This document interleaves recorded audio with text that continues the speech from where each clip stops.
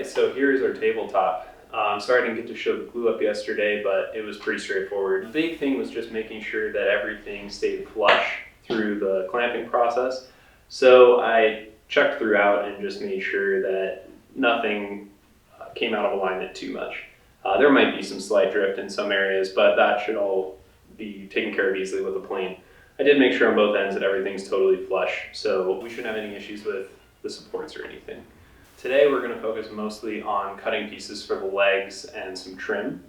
I'm going to cut as much as I can before I start to run into areas where measurements might affect each other for different pieces. I want to make sure I don't pre-cut too much so that I can adjust for any small discrepancies and measuring errors along the way.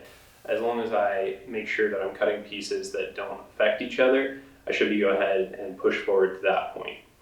At the end of the day, hopefully we'll get the legs glued up and we'll be good for the day.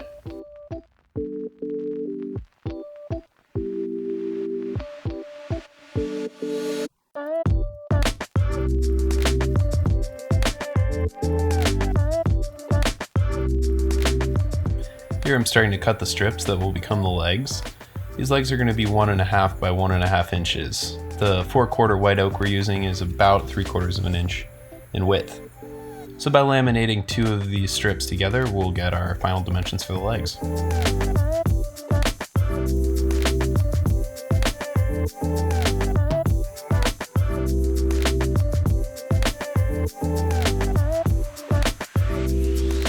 I'm adding an auxiliary fence to the miter saw here, which does 2 things. First, it allows me to add a stop block so I can make repeatable cuts, and second, it also gives me a zero clearance to the blade on one side so that I will have a less tear out on the back side of these cuts.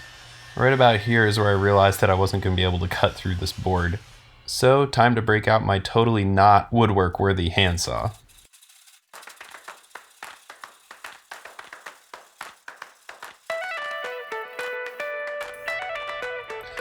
With the help of this stop block, I got through all of the top and bottom rail components in about 5 minutes.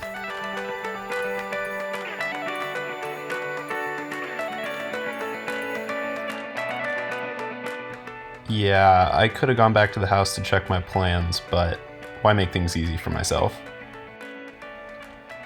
Time to cut the legs to length.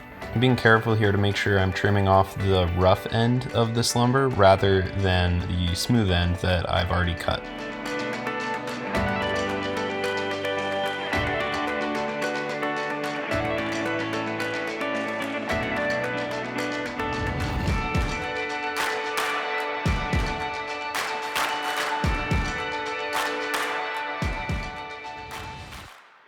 Finish the glue up here for the rails on the top and bottom of the sides of the table.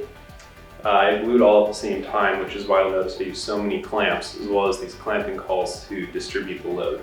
I clamped from both sides to ensure that we didn't have any bowing, either upwards or downwards. The legs for this table are going to be composed of 2 separate strips laminated together for thickness. No matter how straight your stock looks at the supplier, oftentimes when you go ahead and start trimming your boards and making smaller components, you'll notice that warping and bowing starts to come out due to the stress that's already embedded in the wood. I'm going to choose sections where the bows look something like this, so when I glue them together, it hopefully cancels them out.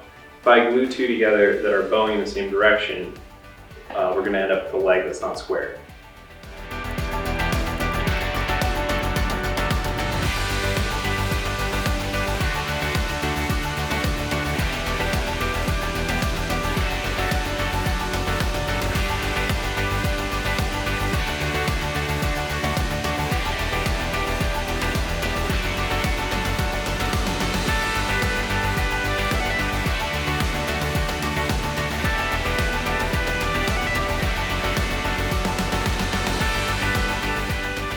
Well, that's going to do it for today.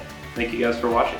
Next time we're going to get into cutting the dados and the slats that they're going to hold. And then if we have time, we'll also get into the joinery that's going to hold the table together. We can use mortises and tenons to hold the side rails together, and inside of those will be the slats. So thank you guys for watching, and please subscribe.